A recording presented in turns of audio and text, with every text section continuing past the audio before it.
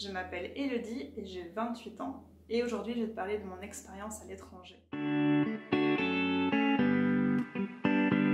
bien je suis partie pendant 3 mois et demi marcher toute seule avec mon sac à dos en Belgique, en France et en Espagne sur le chemin de Compostelle. Qu'est-ce qui est passé par ma tête pour que je me dise un jour je prends mon sac à dos, je pars de chez moi et je marche toute seule? Eh bien, je pense que j'étais arrivée à un moment dans ma vie où j'avais besoin d'avoir de l'espace à tous les niveaux. De l'espace au niveau du temps, décider de ce que je faisais de mon temps, pas avoir des horaires, vraiment me dire ok, je me lève à telle heure, je me couche à telle heure, si j'ai envie de marcher, je marche, si j'ai envie de m'arrêter pendant un quart d'heure, eh bien je m'arrête un quart d'heure, c'est moi qui décide ce que je fais avec mon temps. J'avais besoin aussi d'espace au niveau de l'espace, tout simplement, de l'horizon. J'avais besoin de voir des nouvelles choses. J'avais aussi envie de rencontrer des nouvelles personnes, d'avoir de l'espace au niveau des rencontres humaines. Pas tout le temps avoir les mêmes personnes. Vous savez, en Belgique, finalement, tout le monde connaît un petit peu tout le monde. On a tous grandi dans la même ville, ou on a tous étudié à Bruxelles, ou Louvain-la-Neuve, ou je ne sais pas où. Vraiment pouvoir rencontrer des gens qui n'avaient rien du tout en commun avec moi. Et franchement, ça a fonctionné. Si tu veux faire la même chose que moi, c'est-à-dire partir marcher, que ce soit sur les chemins de Compostelle, faire le tour du monde, bref, juste marcher avec ton sac à dos, c'est juste d'avoir des bonnes chaussures. C'est le seul vrai conseil que je peux te donner. J'ai rencontré des gens qui étaient sur le chemin pour toutes sortes de raisons, qui avaient des âges complètement différents. La plus jeune avait 7 ans, la plus âgée avait 80 ans. Ils avaient toutes les conditions physiques possibles et imaginables, des sacs à dos énormes, des sacs à dos minuscules, tout.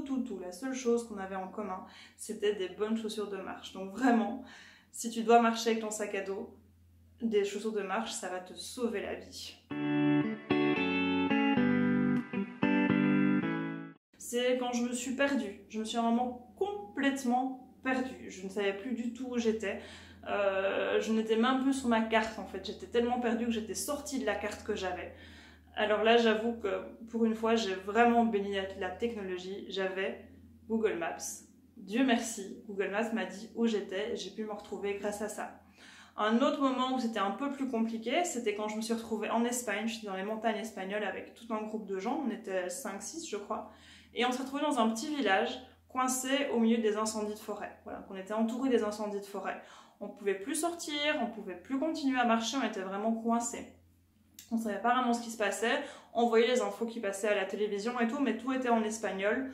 Donc voilà, alors là, comment on s'en est sorti? Eh bien, on a juste essayé de parler avec des gens. Moi, je parlais un tout petit peu espagnol, on a pu commencer à parler avec la personne qui tenait l'endroit où on avait dormi cette nuit-là.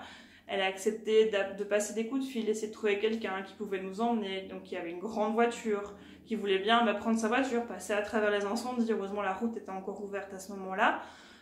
Voilà, pour nous emmener en dehors de la zone des incendies pour qu'on puisse continuer aussi.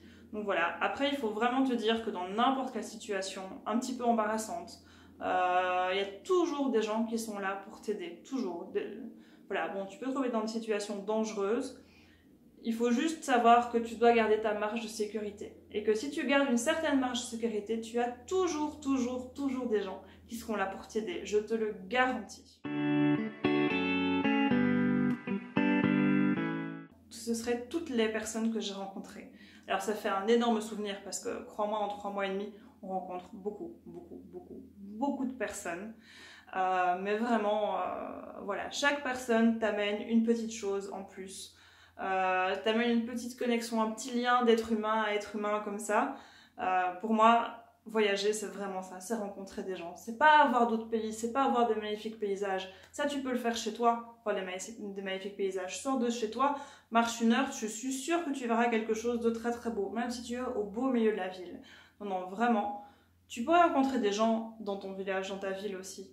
Mais mon meilleur souvenir, c'est les gens que j'ai rencontrés, qui n'avaient rien de commun avec moi. Et pourtant, on a une seule chose en commun, c'est qu'on est des êtres humains. Et c'est déjà beaucoup.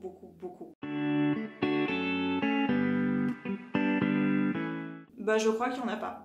Tout le monde est capable de partir en voyage. Tout le monde est capable de prendre un sac à dos, de prendre une valise, voilà. De sortir de chez soi, de prendre l'avion, le train, le bus, de partir à pied, tout ce que tu veux, faire de l'autostop, n'importe quoi. La seule chose que tu dois avoir envie de faire, c'est de rencontrer des gens. Voilà. Tu pourrais voyager tout seul en ermite aussi, en fait. Pourquoi pas? Tu dois juste avoir envie de voyager. Mais le voyage, il est fait pour tout le monde. Que ce soit pour partir dans un pays où tu ne parles pas la langue, que ce soit pour partir travailler, que ce soit pour partir voyager en touriste, n'importe quoi, peu importe. Tu dois juste avoir envie de sortir de chez toi. C'est de faire confiance. Tu dois faire confiance à la vie.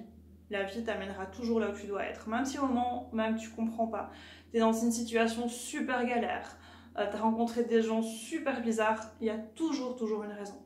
Faire confiance aux gens, il y a toujours des gens qui seront là pour t'aider. Les gens sont bienveillants dans la majorité des cas. Je n'ai jamais rencontré pendant mon chemin une personne qui a été malveillante par rapport à moi. Jamais. Fais confiance. Et puis surtout, fais-toi confiance. Tu es beaucoup plus fort que ce que tu ne crois. Tu peux avoir confiance en toi. Bien sûr, évidemment, grand oui, évidemment, bien sûr. C'était une magnifique expérience, donc oui, sans aucune hésitation, je reprendrai mon sac à dos et je repartirai sur les chemins.